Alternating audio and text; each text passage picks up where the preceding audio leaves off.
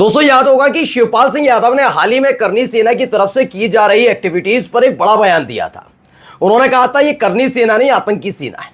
उन्होंने ये भी कहा था कि ये भारतीय जनता पार्टी और सरकार के इशारे पर करनी सेना कभी अखिलेश यादव तो कभी रामजीलाल सुमन के खिलाफ जहर उगल रही है। उन्होंने ये भी कहा रामजीलाल सुमन के काफिले पर हमला करने वाले सारे के सारे बीजेपी के इशारे पर कर रहे हैं और अब इस बात के सबूत खुद चलकर सामने आ गए। पहले तो करनी सेना का बोरिया बिस्तरा बंधने जा रहा है, यह स्पष्ट बात है, क्योंकि जिस पुलिस को तत्परता दिखाते हुए कार्रवाई करनी चाहिए थी करनी सेना के इन लफंगों के खिलाफ, वो करनी सेना के खिलाफ कार्रवाई नहीं कर रही थी। कुछ लोग गिरफ्तार करती, हल्की फुल्की धाराएं लगाती, आसानी से जमानत मिल जाती, फिर वो तमाशा करते। यानी सोचिए, रामराज की बात करते हैं लेकिन करनी सेना पर प्यार लुटाया जा रहा था। लेकिन जो काम सरकार के दबाव में पुलिस नहीं कर पा रही थी वो अब करना पड़ेगा, क्योंकि एक बड़ा आदेश कोर्ट के दरवाजे से बाहर आ गया है। साफ साफ लफ्जों में कह दिया है कि सुनो भैया उत्तर प्रदेश के खाकी वालों, एफआईआर दर्ज करिए जो अखिलेश यादव को धमकी दे रहे हैं। नमस्कार, मैं हूं प्रज्वल गौतम और आप देख रहे हैं न्यूज सर्किल। आपको याद होगा कि 12 अप्रैल को आगरा में करनी सेना ने कार्यक्रम रखा। उस कार्यक्रम का मुख्य उद्देश्य था राणा सांगा की जयंती मनाना। हर कोई जानता भैया राणा सांगा हमारे देश के योद्धा, लेकिन जितने वहां पर लोग पहुंचे थे, मैं उनको बार बार लफंगा शब्द क्यों कह रहा हूं, क्योंकि ज्यादातर उसमें, मैं ये नहीं कह सारे, लेकिन ज्यादातरों को ये पता ही नहीं था राणा सांगा कौन, उन्होंने कौन कौन से युद्ध लड़े, किस किस को हराया, उनकी वीर कहानी क्या है, गाथा क्या, कुछ नहीं पता। हाँ, उन्हें इतना पता था कि मौजूद चीज ये है कि रामजीलाल सुमन को धमकी देनी है। चूंकि रामजीलाल सुमन समाजवादी पार्टी के सांसद है तो अखिलेश यादव को धमकी देनी है, गालियां देनी है, और इसी उद्देश्य के साथ बुलाया गया। आप मुझे जो 12 तारीख को हुआ था, 12 अप्रैल को आगरा में, उसके बारे में थोड़ा सा मुझे बता दीजिए कि राणा सांगा की वीर गाथाएं वहां पर सुनाई गई हो, कोई कहानी बताई गई हो? नहीं, सारा का सारा फोकस रामजीलाल सुमन पर था और अखिलेश यादव पर था। तब उसमें से एक लड़का था छटांग भर का, वो उछल उछल कर धमकी दे रहा था। उसकी वीडियो आपने तमाम जगह देखी होंगी, जिसमें उसने अखिलेश यादव को गोली मारने की धमकी दी थी। उसको लग रहा था कि भाई 12 अप्रैल हो गई, मई आ गई, मई में भी देखिए 1 महीने से ज्यादा वक्त हो गया, लोग भूल गए होंगे, लेकिन वो भूल गया। ऐसे नहीं चलता बाबू, तुम्हारे पर आशीर्वाद उत्तर प्रदेश की पुलिस बना सकती है, प्रशासन बना सकता है, सरकार बना सकती है, लेकिन ये जो नारायणी सेना सामने खड़ी है ना अखिलेश यादव की, वे छोड़ने वाली नहीं है। और देखिए नारायणी सेना के फंदे में ऐसा फंसा कि अब करहा रहा है। पहले खबर दिखाया जा रहा हूं, खबर देखिए, प्रभात खबर है, उन्होंने खबर छापी है, लिखा सपा प्रमुख अखिलेश यादव को गोली मारने की धमकी पर कोर्ट सख्त, पुलिस को दे दिया बड़ा आदेश। बताया गया है इसमें कि समाजवादी पार्टी के अध्यक्ष पूर्व सीएम अखिलेश यादव को गोली मारने की धमकी देने के मामले में गौतम बुद्ध नगर की जिला कोर्ट ने बड़ा फैसला सुनाया। कोर्ट ने इस मामले में एफआईआर करने का आदेश दिया है। यह निर्देश मंगलवार को अपर मुख्य न्याय मजिस्ट्रेट द्वितीय रवि कुमार सागर ने वरिष्ठ अधिवक्ता और सपा अधिवक्ता सभा के राष्ट्रीय सचिव रामशरण नागर के आवेदन पर सुनवाई के बाद दिया।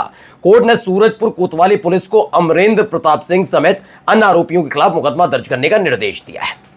अब सबसे पहला मेरा एक ही सवाल, जो उस समय भी मैं पूछता था और आज तो बिल्कुल पूछूंगा खुल्लम खुल्ला, बिना किसी हिचक के पूछना पड़ेगा। मुझे एक बात बता दीजिए, क्या यह मान न लिया जाए कि योगी आदित्यनाथ के आशीर्वाद तले ये ऊधम मचाया जा रहा था? आप कहेंगे ऐसे कैसे कह दोगे, तो सुनिए, छोटी छोटी बात पर इसको पकड़ लिया, उसका घर गिरा दिया, या एनकाउंटर हो गया, ये तमाशा हो गया, रामराज आ गया, वो हो गया, तमाम बातें करते हैं ना आप।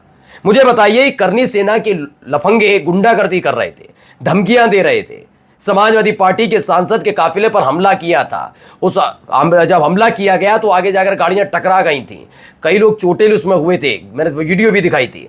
मुझे एक बात बताइए, न किसी का घर पर बुलडोजर चल रहा है, एनकाउंटर की तो बात मैं करता ही नहीं हूं, मैं उसके खिलाफ मैं शुरुआत से हूं, ये ऐसे नहीं होनी चाहिए कार्रवाई, क्यों सेम स्क्रिप्ट होती है। खैर, बुलडोजर वाली कार्रवाई नहीं हो रही, गिरफ्तारी आपके यहां होती है तो ऐसी ऐसी धाराएं लगा जाती है, फौरन जमानत मिल जाती है। ये तो तमाशे कर रहे हो, इतना ज्यादा लाड़।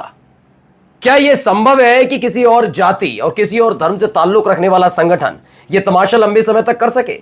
संभव है? आप थोड़ा सोचिएगा। नहीं ना, यह बिना सरकारी आशीर्वाद के हो सकता नहीं। मैं फिर पूरी जिम्मेदारी के साथ अपने चैनल पर कह रहा हूं, जो लोग बार बार पुलिस पर आरोप लगा देते, मैं पुलिस पर आरोप नहीं लगाऊंगा। पुलिस काम तब करेगी ना जब करने दिया जाएगा तभी ना। आप जानते हैं, जो छटांग भर का लड़का 12 अप्रैल को अखिलेश यादव को धमकी दे रहा था, उसके खिलाफ शिकायत दर्ज कराने के लिए थाने पहुंचते लोग, एफआईआर दर्ज नहीं होती। उसके बाद वो बड़े अधिकारियों से मिलते हैं, एफआईआर दर्ज नहीं होती। आप सोचिए, कोर्ट से आदेश आता है तब जाकर एफआईआर दर्ज होती है। ये रामराज की परिकल्पना। और फिर कहते हैं हम ऐसे गुंडे मवालियों से हमारा लेना देना नहीं, ये अपनी भाई भावनाएं आहत करोगे तो ये होगा। सोचिए, इसी उत्तर प्रदेश की सरकार में दर्जा प्राप्त राज्य मंत्री रघुराज सिंह ने खुलकर कह दिया वो लड़कों ने बहुत अच्छा काम किया, तारीफ की। फिर आप कहते हो नहीं, सरकार का कोई लेना देना नहीं। आपके इशारे पर ही ये सब कुछ हो रहा है। लेकिन ये मत भूलिए, सत्ता 5 बरस की होती है और कभी कभी हालात होते हैं वो सत्ता 5 बरस की भी नहीं रह पाती। तो ज्यादा उड़ने की जरूरत किसी को नहीं होनी चाहिए। आप जो कर रहे हैं, अगर इस सूद समेत आपको मिलने लग गया तो अच्छी बात लगेगी। वैसे लोकतंत्र में इसकी कभी जगह नहीं होनी चाहिए कि कोई भी सत्ताधारी पार्टी हो या वैसे भी हो वो कोई गुंडे मवाली पाले। लेकिन फिर भी आप कर रहे हैं ना, ये गलत नहीं है क्या? कोर्ट ने आदेश दिया तब जाकर उसके खिलाफ हुई। अभी तो बहुत सारे बच्चे हैं। वो अलीगढ़ वाला बच्चा है जिसकी जेब में 98 तक नहीं थी, शक्ल सूरत बता रही थी, वो 5 करोड़ रुपए दे रहा था, अखिलेश यादव के ऊपर इनाम रख रहा था। अभी वो भी बच्चे हैं, सबके दिन आने जा रहे हैं। ये घसीट कर लेकर जाया जाएगा जेल इनको।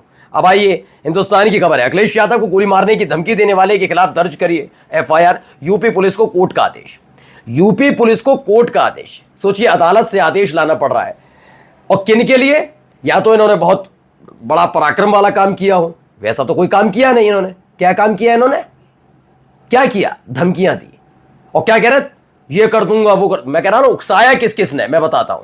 करनी सेना के ऊपर अब जो बैठे हुए हैं वो, करनी सेना को जो सपोर्ट कर रहे थे सत्ता में रहते हो वो, रघुराज सिंह, बीजेपी के 2 विधायक जिसमें संगीत सोम का नाम भी लूंगा और विक्रम सैनी का भी, क्योंकि विक्रम सैनी ने तो रामजीलाल सुमन के लिए कहा था जाओ हट्टे कट्टे 4 लड़के जाओ, आंदोलन करने से कुछ नहीं होगा, भुस भर दो। क्या कहा था रामगोपाल यादव, आंदोलन करेंगे तो दौड़ाकर पीटेंगे जूतों से। किसने कहा था? संगीत सोम। रघुराज प्रताप सिंह मवालियों के लिए कह रहे थे, बहुत बहुत मैं तो तारीफ करता हूं। तो आप गुंडागर्दी को प्रश्रय दे रहे हो ना, ये गुंडागर्दी को आगे बढ़ा रहे हो ना। आप खुद सोच कर चलिए क्या है। ये इस तरह की एक्टिविटीज हो रही हैं। अब देखिए, इसमें आगे बताया गया है, जिन्होंने जो समाजवादी पार्टी के नेता भी हैं और उन्होंने एफआईआर कोर्ट पहुंचे थे, जो वकील है, उन्होंने कहा 12 अप्रैल को सोशल मीडिया पर एक वीडियो वायरल हुआ। इसमें क्या किया इन्होंने? इसमें बताया कि जिसमें एक युवक को अपने कुछ साथियों के साथ सपा अध्यक्ष को गोली मारने की धमकी देते हुए देखा जा सकता है। उन्होंने बताया कि इस मामले में अधिवक्ता सभा द्वारा आरोपी के खिलाफ प्राथमिकी दर्ज करने की मांग को लेकर 19 अप्रैल को सूरजपुर थाने में तहरीर दी गई थी। ठीक है। उन्होंने दावा किया कि इसके बाद 21 अप्रैल को पुलिस आयुक्त, बाकायदा पुलिस आयुक्त के पास गए, कोई एक लिखित शिकायत दी गई। इसके बावजूद पुलिस ने कोई मुकदमा दर्ज नहीं किया। वरिष्ठ अधिवक्ता ने बताया कि उन्होंने 23 अप्रैल को जिला अदालत में आवेदन दायर किया, जिसे मंगलवार को स्वीकार करते हुए सूरजपुर कोतवाली पुलिस को आरोपियों के खिलाफ प्राथमिकी दर्ज करने का आदेश दिया है कोर्ट ने। पुलिस की तरफ से तत्काल इस पर कोई प्रतिक्रिया नहीं आई कि उसने प्राथमिकी दर्ज क्यों नहीं की। क्यों नहीं की? मैं फिर कहता हूं, नहीं, जो लोग सोच रहे हैं पुलिस ना पुलिस कभी चाहेगी नहीं। पुलिस चाहिए जो आरोपी है गिरफ्तार हो। वो जानते हैं कि कौन गलत है कौन सही है, उन्हें सारी धाराएं भी पता है। लेकिन जब तक ऊपर से आदेश नहीं आया तो कैसे कर देंगे? तो सोच लीजिए। अब ये मत कहिएगा आशीर्वाद बना हुआ नहीं था। नमस्कार।